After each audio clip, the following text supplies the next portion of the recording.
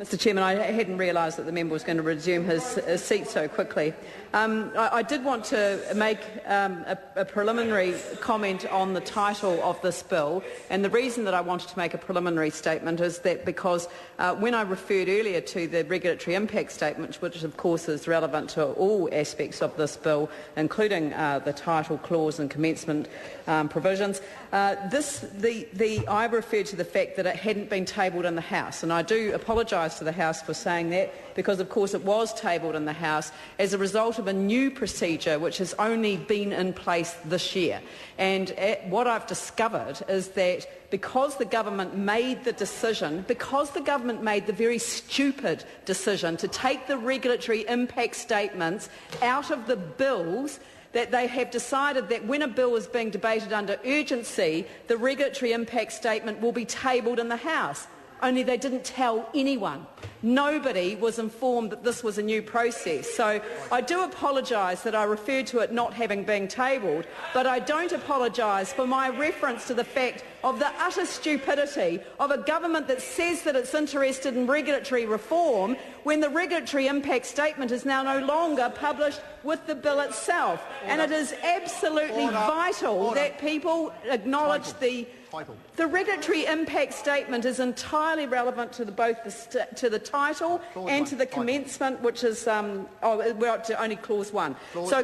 Clause 1 only is the title. Now, what I have a problem with, and it is mentioned in the regulatory impact statement, is that the title, Environment Canterbury, Temporary Commissioners and Improved Water Management Act 2010, has a problem in it because it says temporary commissioners.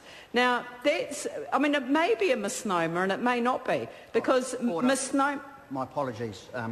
I said we're on clause 1. We're actually on clauses 1 and 2. Yeah, well, that's what I thought. So my apologies. Sorry, yeah, and I was referring to the commences as well. Take that into account. Sorry, okay, so I was referring to the regulatory impact statement having impact on both the title and the commencement of the bill, so which is what I said earlier on.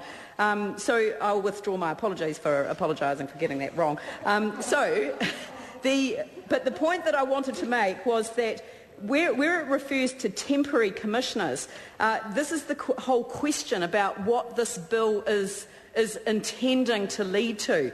Because when it talks about temporary commissioners, it makes it sound as if the only purpose of this bill was to fill in for a temporary period of time between the sacking of ECAN as we know it today and the appointment of these commissioners on a temporary basis in order to improve water management. That's the way I read the title of the Act.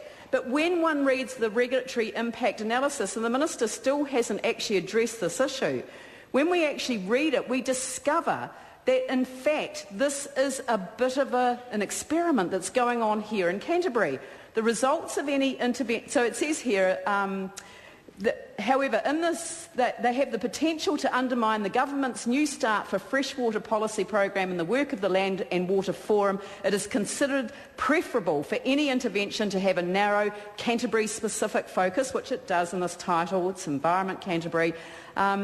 In the first instance, but it's that language, in the first instance. This isn't temporary in the sense that we would normally take it into account. This is temporary in the sense that it's the forerunner of something else to come, and it is not a return to ECAN. And I bet anything one likes when one gets all of the background documentation behind these set of decisions, we will find out that there's more to this than meets the eye, because here's the big whammy as far as this report goes.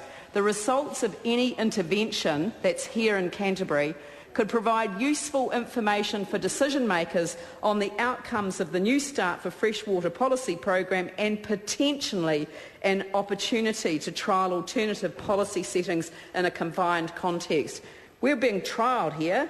We're trialling alternative policy settings, and we've called it the Environment Canterbury Temporary Commissioners and Improved Water Management Act, but we don't really know what that's going to mean in the long term, because it's quite clear that we are trialling alternative policy settings in this confined context of Canterbury, and what will that mean for the country, and what will that mean for other regions, and what will that mean for all of the other issues that were raised in the report of Wyatt Creech that actually have not had the opportunity to be fully debated in this House as we've gone through this part-by-part debate. And I think that these are extremely serious issues that the Minister ought to address, even in the context at this late stage about the title and the commencement. Now, with respect to the commencement, this Act comes into force...